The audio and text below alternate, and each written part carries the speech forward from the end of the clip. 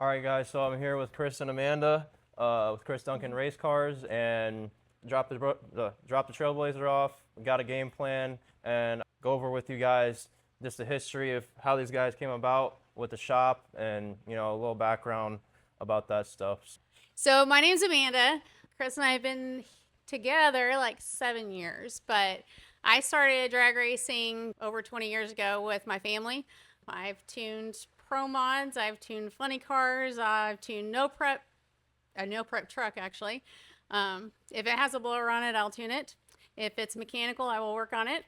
I have obviously done this for a long time. I'm also a licensed A&P, so I can work on airplanes too. Didn't know that.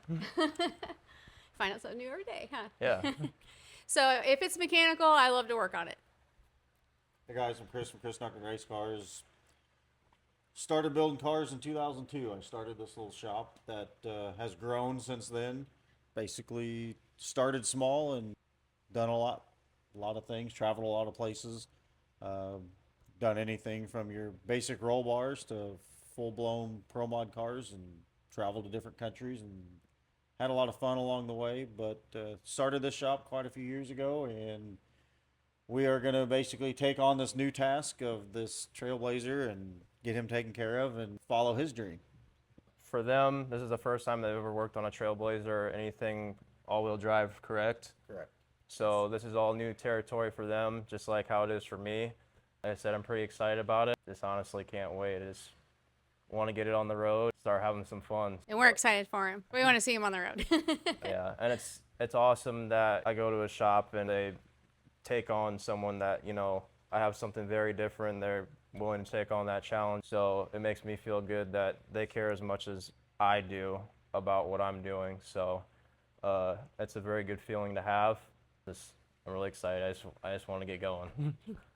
Well, and I'm excited too, and I just want to say I think it's really cool, you being the age you are, and you're following this stream, and you're actually doing it, and I can't say enough about that. Yeah. I enjoy seeing that, because this age group is a lot of degens. Yeah. There's a lot of It's a little degens hit or that- miss on the car scene. Yeah. So anyone who's into cars, and I like to be a part of it to help you, because Yeah. I was a 20-year-old kid wanting to get into cars, so. Yeah, for me, I'm still very new to this, like the whole race car thing. I mean, all this is a whole new world for me, so I'm learning a lot of stuff as I go. I've learned a lot, but it's not like I know everything. If I knew everything, I'd be building cars just like Chris, You're right here working with us. Yeah, exactly. So stepping way out of my comfort zone, which I do a lot, just like how I'm doing this interview. Like, I'm very nervous right now. I've never done an interview before. It gets better. It Yeah. does get better. So, yeah. We like new. Just remember, new always helps you grow. It makes you bigger and better. Yeah, for sure. Never be afraid to try something new. If I'm not learning something, then I just feel like, Stagnant.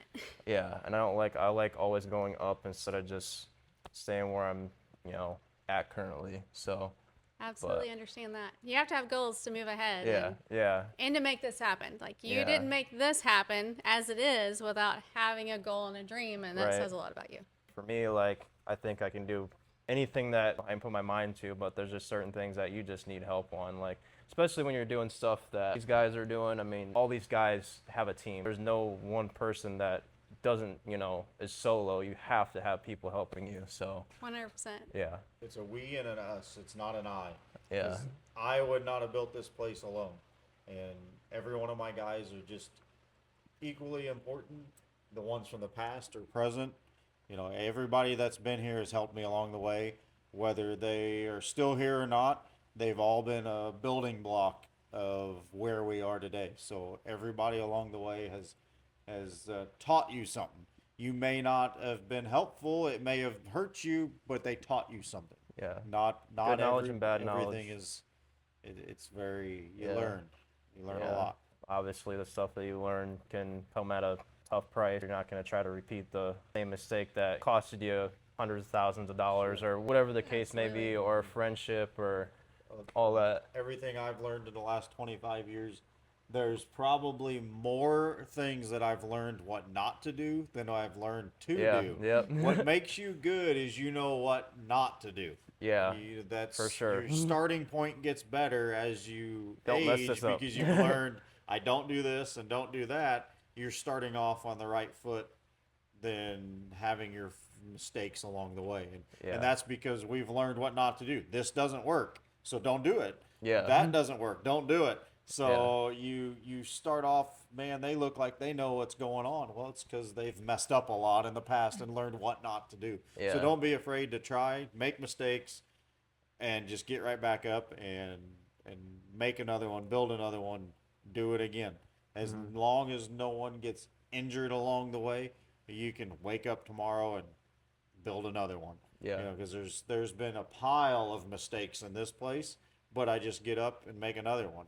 Get another piece of tubing off the rack, you know, make a new weld, build a new part, whatever it is. Don't be afraid to start over, because what might be in your hand is that's not good enough. Well, good Might is not not be good the enough. most It's- ideal thing. Yeah. Yeah. So you knew what not to do. So when you start your next one, you're already steps ahead of where you were yesterday. So And then you're just saving a bunch of time because, you know, I went through all these mistakes, and it's just saving you from the long run from, you know, starting at a good point, and then, you know, I don't have to do this when I did this last time, and it bent me over.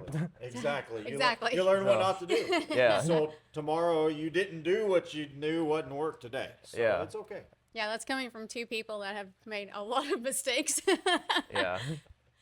We race cars in life. We've Yeah. all made lots of mistakes, Yeah. but if you learn from them and you pick yourself back up and go, okay, well, Yeah. that didn't work. Let's try this. Yeah, you can't be hard-headed when it comes to learning. Like, you either get it or you don't, and then if you don't get it, then you're just going to keep repeating, and it's going to cycle, and then, you know, you got people upset, like, oh, why am I still doing this? Because you don't want to change, you know? 1000%.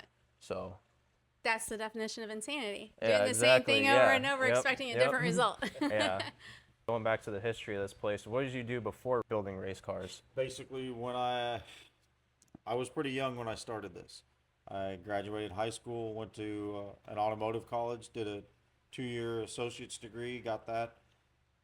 Did automotive repair for like a year and a half. There was another small shop that did some race car work that was looking for help, so I thought street cars kind of suck. They're snowy, rainy, and wet in the wintertime. They're Yeah. dirty in the summertime. They're hot. Race cars, I like, you know, running at my local racetrack and hanging out with that kind of stuff. The local little shop was looking for extra help. You know, I was 20 years old and thought, man, that'd be cool to build a race car. So went up there. My favorite saying was, I learned that I loved what I was doing, but I knew that's not where I wanted to work. So I started this place in 2002, which is almost 25 years ago. So was that little And- shop in town? No, here, it or was is about a half hour away from here. Okay. Another town, another small shop that did some race car stuff. But I learned that's what I really wanted to do. I really gravitated towards it. Basically went out on my own at 21, and almost 25 years ago now, That's crazy. At I was- 21? I was 21. That's crazy. So it was sink or swim, legit sink or swim. I had a good automotive background. I was only 21. Had a little bit of race car knowledge, a little bit of chassis fabrication knowledge, and learned from my mistakes. I 100% learned what not to do, mostly on my own. And Yeah. that's what makes you better, is when you have to think through. I'm old enough that YouTube didn't exist. Yeah. The internet wasn't what it is now today. I didn't have a video to watch, a channel to watch. I had a magazine to look at and a Hardcore few experience books. you learn through. I learned by doing. Yeah. And that's where, you know, you're kind of cheating and fortunate because you've got a video you can watch that I'm I very didn't fortunate. have. Yeah. So, you know, there's anything that you want now, where back then, you know, this is only 25 years ago, but back then I had to sit at that table over there and weld for 20 hours a day to learn how to weld. I had to notch 400 tubes to get the tube notch to be perfect, Right. because I didn't have the little tools they have today, or the little lasers, or the little alignment tubes, or the special little notchers. It didn't exist. Yeah. So I had to hand fabricate everything and learn how to weld and learn how to notch, where to do tubing placements. Broke a lot of stuff. We broke parts and chassis. We broke rear end housings, and you made them stronger. You tire shake and fix pieces of tubing in the floor. You learn where your weak points are by doing, where today you could build a CAD program if you wished and stress test it in modeling on your computer and say, I'm going to have stress points here and here. That didn't exist back then. Yeah. So I had to do it all with Trial and error. thinking, methodical thinking of how things are going to be stress point, and pretty fortunate that things have gone pretty well for us. So that's kind of my background of how it all came around. I learned by doing. Wasn't fortunate to, like your generation, to learn by being taught or watching videos to have some of those mistakes avoided. I had to make the mistakes to avoid them. Yeah. That's one of those things where I think about it. It's like, man, I grew up in the like most perfect generation possible, because I have access to YouTube, and you know, not only YouTube, but you know, people like you that can ask questions, you know, and so it's just like a perfect storm of No, the how world's you a lot obtain- smaller. yeah, how you obtain the information, and you know how you go about with what you've learned along the When way I and stuff. started, there was, like Hot Rod Magazine, Drag News Magazine, National Dragster. Very few internet things. You had a lot of magazines or catalogs to look at, Yeah. and you would catalog order parts. You would hand fabricate things, and you would hope you got it right because you didn't have a video to see or a picture to Yeah. even look at. So Yeah. it didn't come with instructions. So, and that's just in a small period of time. That's only 20 years difference from when you started doing things from when I started doing Yeah. things. So all that evolution of things did not even exist then. And then you think about the next 25 years or whatever, it's even going to be somehow even better. I know, that's crazy. That's what I think. Yeah. Like, what is it going to They'll be like in CNC 25 3D years? print Yeah. 75% of it. Yeah. Yeah. And we had to make it all by hand, and they'll just not just push a button, but as simple as designing and pushing a button, and Yeah. it spits it out. It's and just then wild to it's on. think about, just like all the stuff you can do with 3D printing and, Oh, you know, yes. like CNC stuff and all that, how you can like pretty much have a countertop like machine and you can make just anything. Yes. So it's It's just pretty like, cool. yeah. But like, I think it's real cool. yeah, that's very cool. Eventually, I'd like to have, you know, some sort of 3D printer so I can make parts for, you know, Trailblazer guys, or, you know, any person in general that needs something, or whatever the case may be.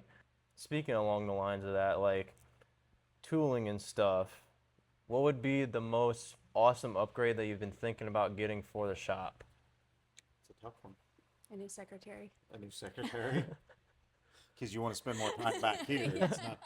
It's just, we wear many hats, and that's a thing about a small business is I or Amanda may answer the phone, but we may also clean the bathroom, sweep the floor, weld the Everything. piece of tubing, Yeah. fit the piece of aluminum, notch the tubing, build the entire car, answer the phone, clean the bathroom. Yeah. Same two people.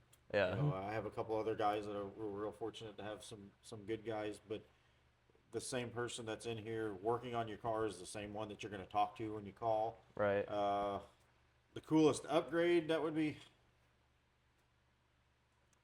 I mean, we have a CNC plasma, maybe a water jet or a laser versus that would be cool. I'd like to have an actual new CNC machine. That'd be cool. You know, we have a And small- the training. Right. That's Yeah. The training is knowledge to the go big along thing, with it. yes. Yeah. We have a small one that we have back there that it's as much of a battle to make it run as it is to get the parts out of it. But Yeah. It's Linux based, and no one knows Linux yeah, anymore. it's a So little more difficult than the cloud-based stuff today is way easier. You know, Fusion 360s and then That's night the and only day one. difference. That's the Yes. only one I know of is Fusion 360. And see what the stuff we're talking about is something that is a 20-year-old product that Yeah. it's just so it's so just that's one upgrade I would like to see. I think that would be you know, really cool. you always want fresh equipment, but Yeah. we're pretty well rounded in having a good variety of equipment. Mm-hmm. New welder's always nice. New sheet metal equipment's always nice, but we have those. But there isn't much in here that we don't wish we had. You know, I pretty much try to have all the equipment because it makes life easier. If you have the right Exactly. tools, Yep. you Yep. can build the right part. Yeah. You're not So, struggling as much and all that. But then there's sometimes where there's this cool new trick thing that everyone's just all It's a whatever pain, about. yes. It is worse than doing it the old school Yes, way. 100%. Yeah. We've seen that multiple one times. Of my guys has got a lot of the new trick stuff. He buys it and he'll use it once or twice, and then it's just in the toolbox over there because Yeah. the old way is either old hat and it's easy because Mm-hmm. that's what you've grown to use, or it's more of a pain using this new little trinket than it is to just be done. Yeah. You can go over there, put a tab on, be done. It's level, square, and you're happy in 30 seconds. Or you take this little fixture, you bolt it on, you level it, square it, put it in place. You spent 15 minutes putting Just this trying one to tab set it on. up. You go the old school with a straight edge, slap it on there, you're flat, level, and square in 30 seconds. Yeah. So it's all in. Yes, you're fortunate to have all these little trinkets, but in some instances, it's making it harder on you than you don't realize. Yes. There is easier ways. So yeah, sometimes it does muddy the water a little bit. Yeah. It's hurting more than helping. Correct. It's kind of like on my side as far as, let's say, it's kind of race pack. You know, you can have a Data basic, acquisition. data acquisition. You Yeah. can have like engine RPM and drive shaft RPM and a G meter, and you can find out a lot. But sometimes people think they have to have everything, And then it's everything is overcomplicate nice. it. But if you're not used to looking at it, Yeah. it just makes it way harder than it Overwhelming, has it to be. A screen full of squiggly lines, and if you don't know what they mean, you're overwhelmed, Yep. and then you get fearful of it, and then you don't want to know. And three little things that are most Just important. close out you that can- little box on Yes. the. Exactly.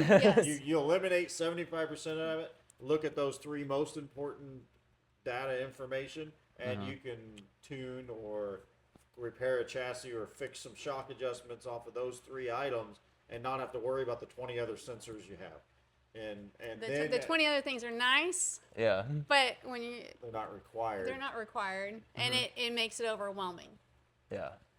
Something that could be easy, and then you learn a little more as you go. It makes Yeah. it like You just gotta learn the basics and then start adding on to it instead of On it. having everything once at your disposal and then you're just like, I gotta learn all this stuff, you know? Yes. There's Yes. a lot of times her and I, since we tune, build, fabricate, whether it's chassis tuning, EFI tuning, mechanical injection and tuning, fuel systems, whatnot, when you know how to do it mechanically, it makes the digital way easier.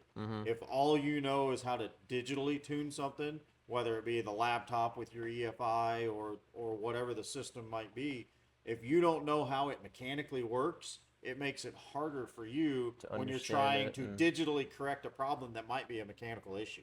Yeah. It's just when you mechanically know how it operates, it makes the digital world a lot better. About the other way around, how did you get into this? Oh, how did I get into this stuff? Like in general in cars and stuff Oh, like that? From general in cars to where you're at today. I started messing with stuff about right when I got out of high school because for me, I was horrible as a kid. I wasn't really allowed in the garage because I was just, typical kid getting in stuff that I shouldn't be getting into and all that. And my grandpa was into cars. He wasn't into, stuff like this. He was into old, classic stuff. My first project was, it's on the channel, but I have a 75 Chevy C20 that got it all started. Well, actually before that, that's what got me starting to like messing with engines and stuff. But before that, I had a 66 Mustang that, I started messing with simple stuff on, changing spark plugs, doing oil changes, stuff like that.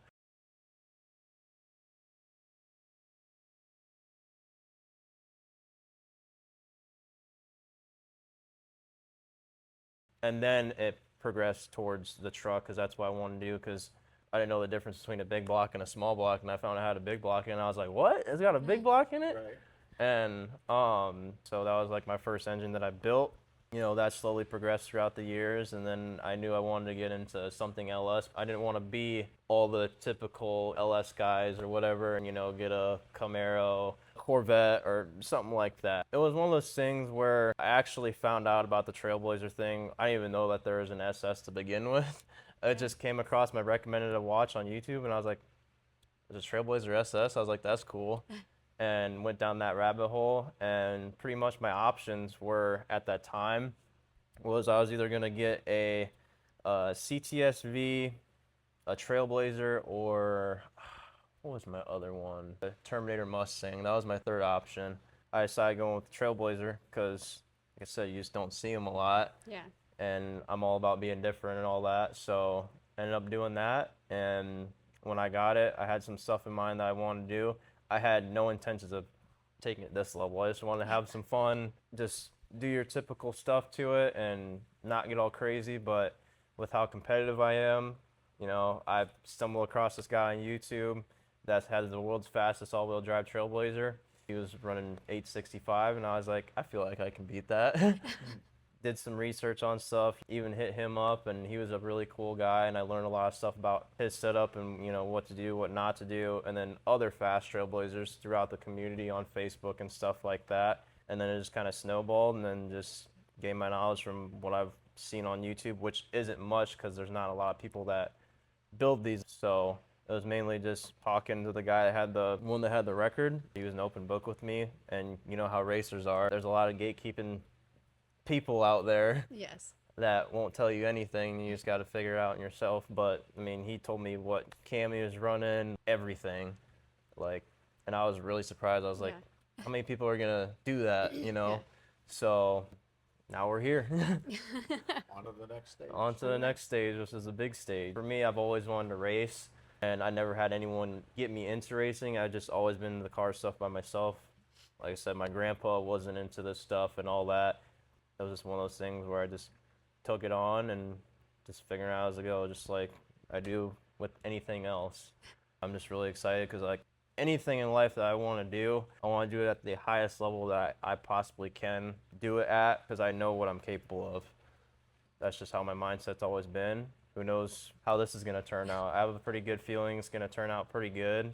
There's going to be a lot of bumps along the way, considering I'm going to be doing all the tuning and all that stuff. I've never tuned a vehicle.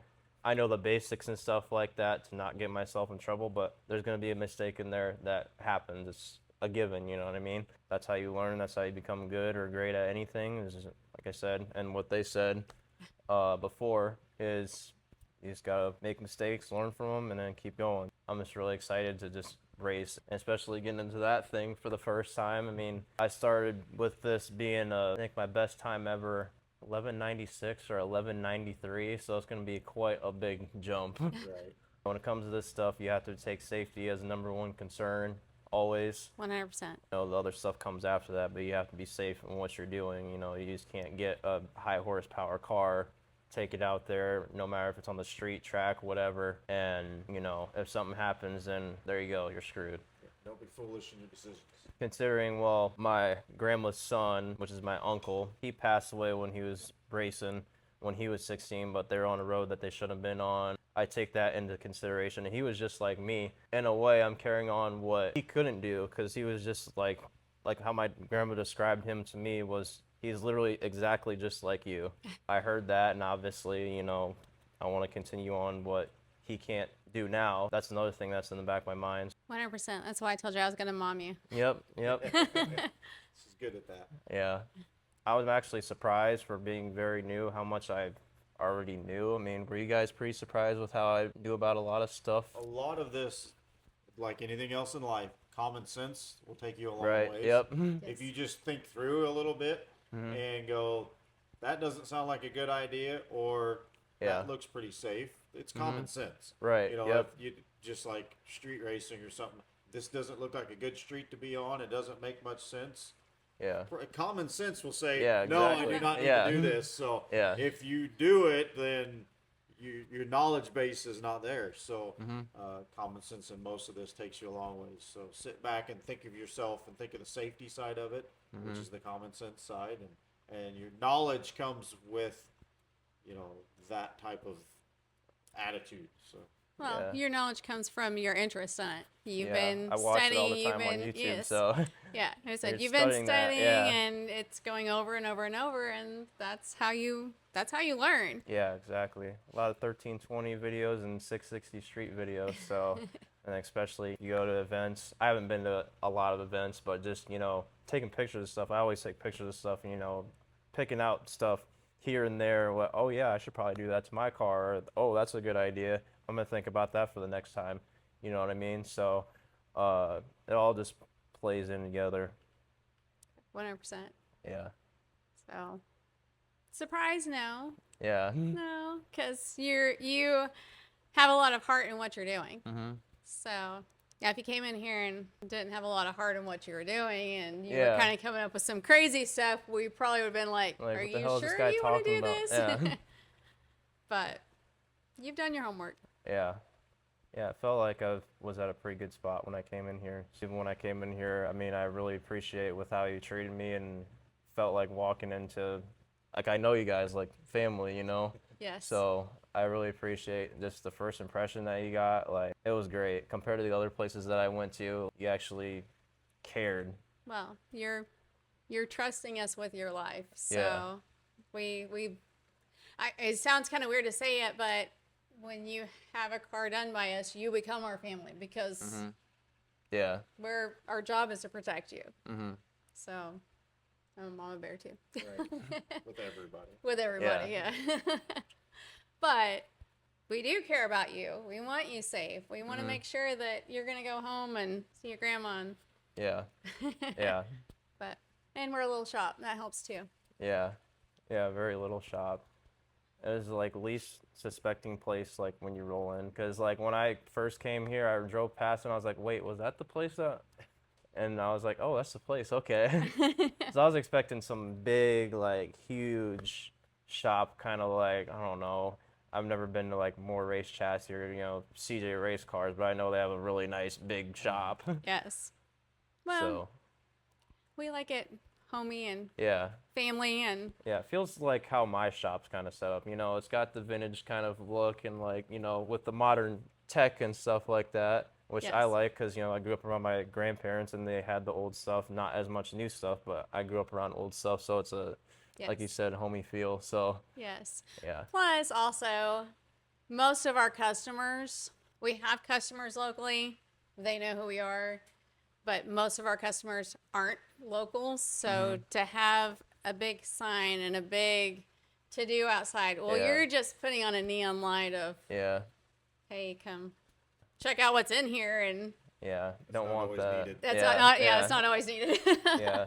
You just got to keep it low key sometimes. So Here we He are. said, yeah, yeah. yeah. All right. Well, I think that'll wrap things up. I want to thank you guys for doing the interview. Well, thank you. So, but I feel like it went pretty well considering this is my first time ever doing an interview. Definitely got better throughout it. I mean, I'm still nervous doing it, but yeah, no, I want to thank you guys for watching. Make sure you like, share, and subscribe, and we'll see you in the next video.